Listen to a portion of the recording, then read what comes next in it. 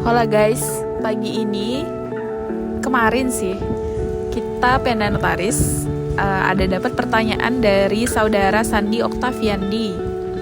Nah, teman kita ini bertanya ke pihak Penda Notaris dengan kasus hukum bahwa begini posisi kasusnya. Jadi si X adalah pelaku usaha, dalam hal ini bergerak di bidang pertambangan dengan iup produksi. Dan si Y adalah masyarakat yang memiliki lahan di wilayah yang masuk dalam izin usaha pertambangan si Y. Jadi sekiranya tahun 2020 si Y melakukan jual beli pelepasan hak tanah dengan alas hak SKT kepada si X. Dan pada tahun 2021 tanah yang telah dilakukan jual beli oleh si X diberikan hibah kepada pihak lain. Sedangkan kita ketahui bahwa sesuatu yang dihibahkan tentunya harus merupakan hak milik pribadi atau perseorangan. Jika mengacu pada Undang-Undang Nomor 2 Tahun 2020 tentang Minerba, bahwasanya perusahaan tidak bisa memiliki hak milik lahan dan hanya untuk pengelolaan atau HPL. Dalam hal ini, saudara Sandi bertanya, satu, apakah yang dilakukan si X melanggar aturan? Yang kedua, sejauh mana kekuatan hibah yang dimiliki pihak yang menerima hibah dari si X? Dan yang ketiga, apakah jika pasca tambang selesai si Y masih berhak atas tanah tersebut? Baik, di sini bisa kita lihat bahwa Undang-Undang Nomor 3 Tahun 2020 yang mana tentang perubahan atas Undang-Undang Nomor 4 Tahun 2009 tentang pertambangan mineral dan batu bara, di dalam pasal 1 yang mengkonsepkan bahwa pada pasal 1 ayat 1 pertambangan adalah sebagian atas seluruh tahapan kegiatan dalam rangka pengelolaan dan pengusahaan mineral atau batu bara yang meliputi penyelidikan umum, eksplorasi, studi kelayakan, konstruksi, penambangan, pengelolaan dan atau pemurnian atau pengembangan dan atau pemanfaatan, pengangkutan dan penjualan serta kegiatan pasca tambang. Pada pasal 1 ayat 7 dijelaskan bahwa izin usaha pertambangan atau yang selanjutnya disebut dengan IUP adalah izin untuk melakukan usaha pertambangan. Dan pada ayat 6C dijelaskan bahwa perizinan berusaha adalah legalitas yang diberikan kepada pelaku usaha untuk memulai dan menjalankan usaha dan atau kegiatannya. Pada ayat 35A itu dijelaskan bahwa setiap orang yang dimaksud dalam undang-undang ini adalah orang perorangan atau korporasi, baik yang berbadan hukum maupun yang tidak berbadan hukum.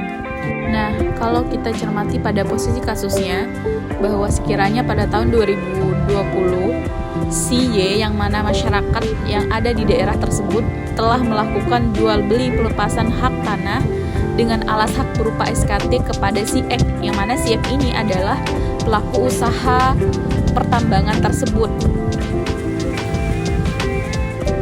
yang telah dilakukan jual beli oleh si X.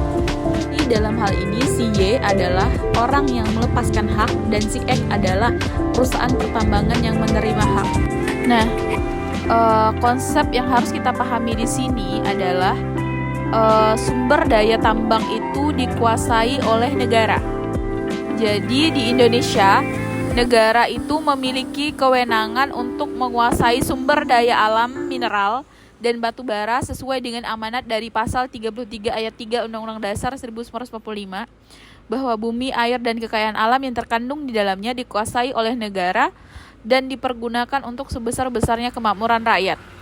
Kemudian berdasarkan pada pasal 2 ayat 1 Undang-Undang Nomor 5 Tahun 60 tentang Peraturan Dasar Pokok-pokok Agraria disebutkan bahwa atas dasar ketentuan dalam pasal 33 ayat 3 Undang-Undang 1945 dan hal-hal sebagai yang dimaksud dalam pasal 1 Undang-Undang Nomor 5 Tahun 1960, bumi, air, dan ruang angkasa termasuk kekayaan alam yang terkandung di dalamnya itu pada tingkatan tertinggi dikuasai oleh negara sebagai organisasi kekuasaan seluruh rakyat. Nah, hak menguasai dari negara tersebut memberi kewenangan untuk pertama adalah negara bebas untuk mengatur dan menyelenggarakan peruntukan, penggunaan, persediaan, dan pemeliharaan bumi, air, dan ruang angkasa tersebut. Yang kedua, Negara menentukan dan mengatur hubungan-hubungan hukum antara orang-orang dengan bumi, air, dan ruang angkasa. Dan yang ketiga, menentukan dan mengatur hubungan-hubungan hukum antara orang-orang dan perbuatan-perbuatan hukum yang mengenai bumi, air, dan ruang angkasa. Kemudian kita lihat pada Undang-Undang Nomor 4 Tahun 2009 tentang pertambangan mineral dan batu bara.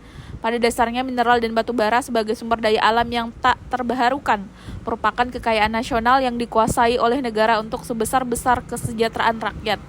Penguasaan mineral dan batu bara oleh negara dalam hal ini diselenggarakan oleh pemerintah dan atau pemerintah daerah. Perlu dipahami juga bahwa wilayah pertambangan atau WP adalah bagian dari tata ruang nasional, merupakan landasan bagi penetapan kegiatan pertambangan. WP ataupun wilayah pertambangan ditetapkan oleh pemerintah setelah ditentukan oleh pemerintah daerah dan berkonsultasi dengan Dewan Perwakilan Rakyat Republik Indonesia. Yang pertama ada wilayah usaha pertambangan atau WUF adalah bagian dan WP yang telah memiliki ketersediaan data potensi dan atau informasi geologi. Yang kedua, wilayah pertambangan rakyat atau WPR adalah bagian dari wilayah pertambangan tempat dilakukan kegiatan usaha pertambangan rakyat. Dan yang ketiga adalah wilayah pencadangan negara atau WPN adalah bagian dari WP yang dicadangkan untuk kegiatan strategis nasional. Nah, menurut penjelasan umum Undang-Undang Nomor 4 Tahun 2009 menyatakan bahwa salah satu pokok pikiran dalam undang-undang tersebut adalah pemerintah selanjutnya memberikan kesempatan kepada badan usaha yang berbadan hukum Indonesia, berbadan hukum, koperasi, perseorangan maupun masyarakat setempat untuk melakukan pengusahaan mineral dan batu bara berdasarkan izin yang sejalan dengan otonomi daerah diberikan oleh pemerintah dan atau pemerintah daerah sesuai dengan kewenangan masing-masing. Usaha pertambangan sebagaimana dimaksud di atas dilakukan dalam bentuk pertama, izin usaha pertambangan atau IUP adalah izin untuk melaksanakan usaha pertambangan. Yang kedua adalah izin pertambangan rakyat atau IPR adalah izin untuk melaksanakan usaha pertambangan dalam wilayah pertambangan rakyat dengan luas wilayah dan investasi terbatas. Dan yang ketiga adalah izin usaha pertambangan khusus atau IUPK adalah izin untuk melaksanakan usaha pertambangan di wilayah izin usaha pertambangan khusus. Yang mana bahwa IUP, IPR atau IUPK bukan merupakan pemilikan hak atas tanah. Ini lagi bahwa IUP, IPR ataupun IUPK tersebut bukan merupakan pemilikan hak atas tanah. Perlu diketahui bahwa IUP terdiri atas 2 tahap. Pertama adalah IUP eksplorasi meliputi kegiatan penyelidikan umum, eksplorasi dan studi kelayakan. Yang kedua, IUP operasi produksi meliputi kegiatan konstruksi, penambangan, pengolahan, pemurnian serta pengangkutan dan penjualan. Sementara IUPK terdiri atas 2 tahap. Pertama, IUPK eksplorasi meliputi kegiatan penyelidikan umum, eksplorasi dan studi kelayakan. Yang poin 2, IUPK operasi produksi meliputi kegiatan konstruksi, penambangan, pengolahan dan pemurnian serta pengangkutan dan penjualan. IUPK ini dapat diberikan kepada badan usaha berbadan hukum, baik berupa badan usaha milik negara atau BUMN, badan usaha milik daerah atau BUMD maupun badan usaha swasta. Jadi, pemegang IUP dan IUPK ini sebelum melakukan kegiatan operasi produksi wajib menyelesaikan hak atas tanah dengan pemegang hak sesuai dengan ketentuan peraturan perundang-undangan. Penyelesaian hak atas tanah tersebut dapat dilakukan secara bertahap sesuai dengan kebutuhan atas tanah oleh pemegang IUP ataupun IUPK. Kita masuk ke dalam pertanyaan inti, bahwa apakah tanah yang dibebaskan atau dibeli dalam pertambangan batu bara untuk kegiatan penambangan dapat dibalik nama menjadi nama pembeli, pemegang IUP atau IUPK tersebut?